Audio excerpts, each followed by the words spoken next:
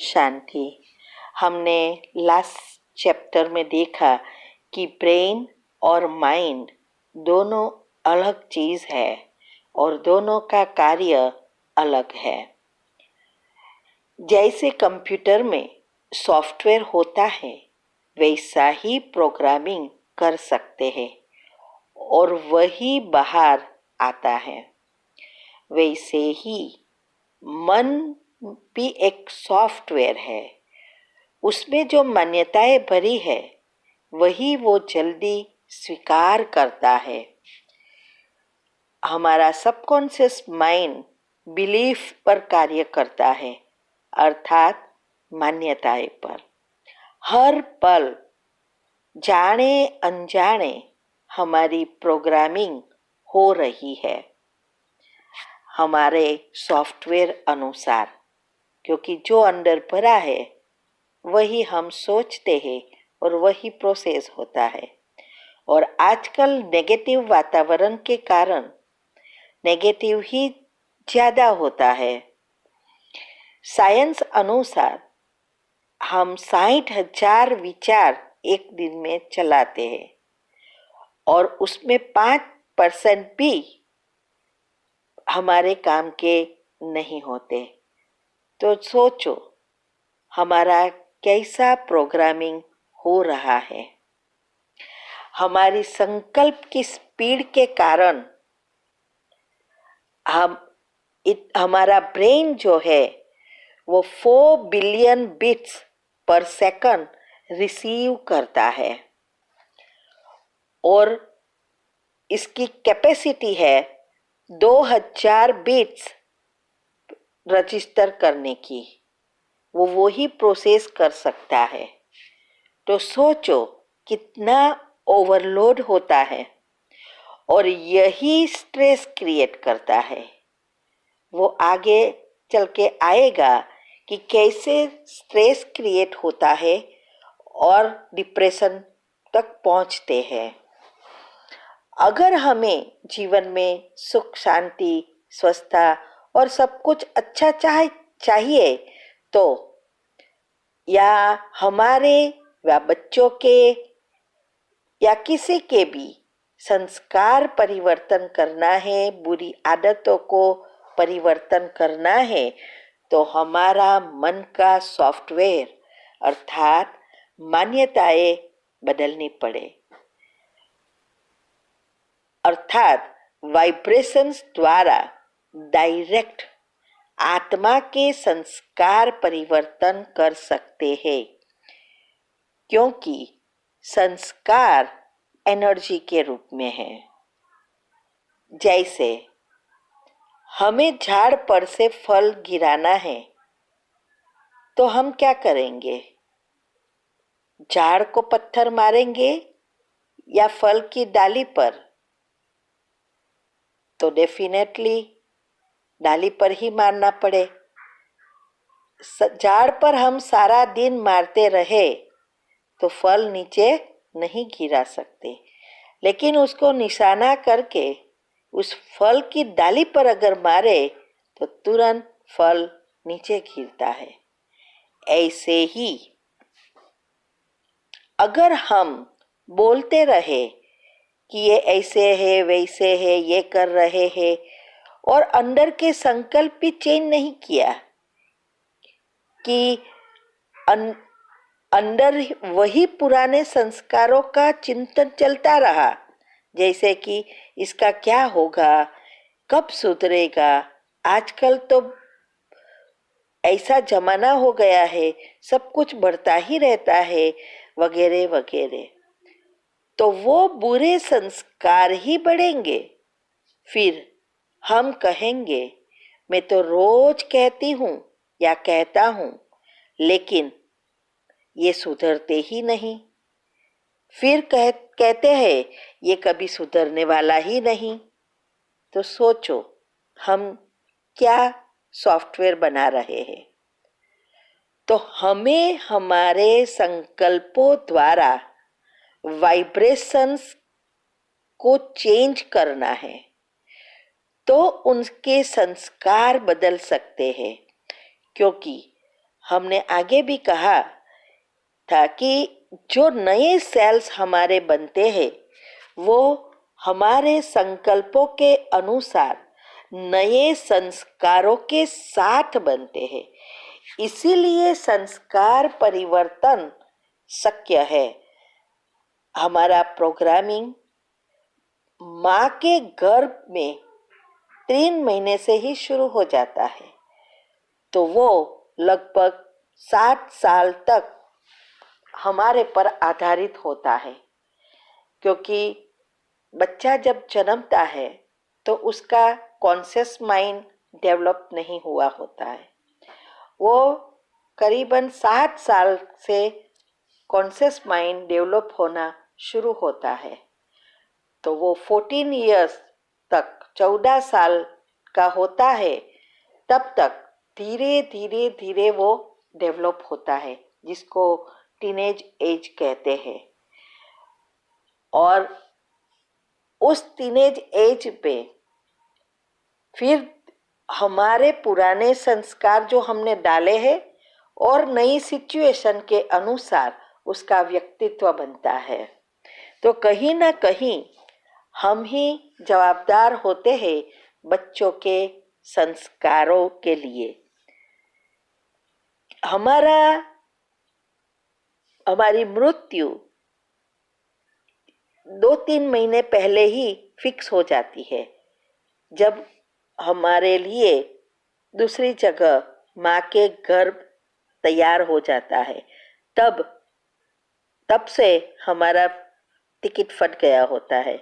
लेकिन हमें इस कलयुग में ये नहीं समझ आता या पता ही नहीं चलता।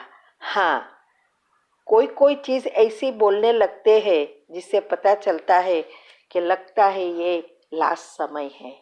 लेकिन सतयुग में भगवान ने बताया कि हमें पहले से ही पता चल जाता है कि अभी हमें ये शरीर छोड़ दूसरा लेना है, और सब शादी की जैसी तैयारी कर उस आत्मा को विदाई देते हैं। तो बच्चे जो जब छोटे होते हैं, अगर उस समय हम ध्यान देते तो वो अच्छे संस्कार वाले बन सकते हैं। आपने सुना होगा कि अभिमन्यु को पेट में ही 70 कोठा समझाया था, सुनाया था, और 18वां कोठे में वो बाहर आ गया। तो इसलिए कहते हैं कि अगर उसने सुना होता तो मृत्यु नहीं होती। तो जो कुछ हम करते हैं जब से हम गर्भ में होते हैं, और माँ जो कुछ करती है वो सब उसके अंदर छपता है। फिर जब बच्चा छोटा होता है तो हमें ऐसा लगता कि ये छोटे बच्चे को कैसे क्या पता चले। और आजकल कलयुग में घर घर में झगड़े होते हैं, आर्ग्यूमेंट होता है, तो ये सब उसके अंदर सॉफ्टवेयर बनता जाता है और उसके संस्कार बनते जाते हैं। इसीलिए पहले के जमाने में बच्चे का वर्तन संस्कार अलग थे और अभी बहुत चंचल है। क्योंकि अभी सभी मदर्स को घर में बोर हो जाते हैं, टीवी देखना अच्छा लगता है, बाहर घूमना अच्छा लगता है। और पहले के ज़माने में भगवान का नाम देते थे, भगवान की बुकें पढ़ते थे, धार्मिकता में आगे रहते थे। तो संस्कार वैसे बच्चों का होते थे। इसीलिए हमें तो हमारा जो संस्कार है वो हम जब छोटे बच्चे होते हैं तब से ही बनते जाते हैं। हमारे गुस्से का व चिल्लाने का संस्कार भी तब से हो जाते हैं। जब बच्चे कोई चीज़ मांगते हैं तो पहले हम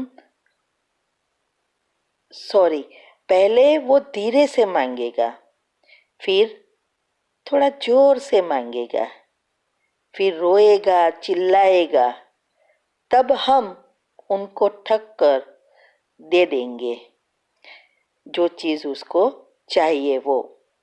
तो उसको भी पता चल जाता है कि अगर हम चिल्लाएंगे, गुस्सा करेंगे तो तुरंत ही चीज़ मिलेगी, और धीरे धीरे वो संस्कार बन जाते हैं। आजकल हम देखते हैं घर घर में झगड़े चलते हैं, कभी कभी पेरेंट्स के बीच, कभी सास बहू, सभी जगह की आर्ग्यूमेंट होती रहती है। तो वो सब संस्कार छोटेपन से ही पढ़ते जाते हैं। धीरे धीरे वो संस्कार बन जाते हैं और फिर वो प्यार से नहीं मांगेगा, चिल्लाने की एक आदत बन जाएगी, वो उनका सॉफ्टवेयर बन जाता है। फिर जब बड़ा होता है तब घर में, ऑफिस में सभी से गुस्से से ही चिल्लाकर काम कराना, ये एक आदत, संस्कार बन गया। फिर कहेंगे गुस्से बिना तो कभी काम ही नहीं होता। प्रेम से काम लेना वो तो भूल जाते हैं। फिर कहेंगे क्या करे, जमाना ही ऐसा हो गया है, गुस्से बिना तो कोई काम ही नहीं करते। वैसे वैसे सब चीज़ें हम नेचुरली ले लेते हैं। अभी मन चॉइस मोड से ऑटो मोड पर आ गया है। फिर सोचना नहीं पड़ता, मन बुद्धि काम नहीं करेगी, संस्कार डायरेक्ट एक्शन में आ जाते हैं। हमारे अंदर भगवान ने बुद्धि रखी है जो घड़ी घड़ी बुरे से बचने के लिए इशारा देती है, लेकिन हमारी बुद्धि पर अभी कट चढ़ गया है, तो वो भी काम नहीं करती। हमारा मूड दूसरों पर आधारित हो जाता है। हम अगर सब कुछ अच्छा है तो हमारा मूड अच्छा, अगर खराब है माना जैसी परिस्थिति वैसी स्वस्थिति इस इक्वल मूड हो गया है। जब मन चॉइस मोड में होता है तो हमारा मन बुद्धि अंदर से गलत चीजों के लिए आवाज देता है। उसको हम अंतर आत्मा का आवाज कहते हैं। वो हमें चॉइस देता है कि क्या अच्छा है, क्या बुरा है। जब चॉइस मोड में होते हैं तो कोई भी बाहरी परिस्थिति व व्यक्ति का प्रभाव हमारे पर नहीं पड़ता, हमारी स्वस्थिति का प्रभाव उन पर पड़ता है।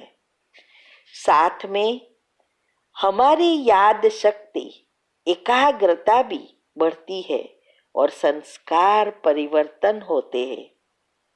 अभी हम अगले से क्षेत्र में देखेंगे कि कैसे इस मन को ऑटो मोड से चॉइस मोड में वापस ला सकते हैं, और इस ऑटो मोड में जाने से ही कैसे स्ट्रेस, डिप्रेशन और जीवलेन बीमारियां होती है, वो सब हम अगले क्षेत्र में देखेंगे। अभी प्लीज़ सब्सक्राइब करो और औरों को भी फॉरवर्ड करो, जिससे सबको इसका फ़ायदा मिले।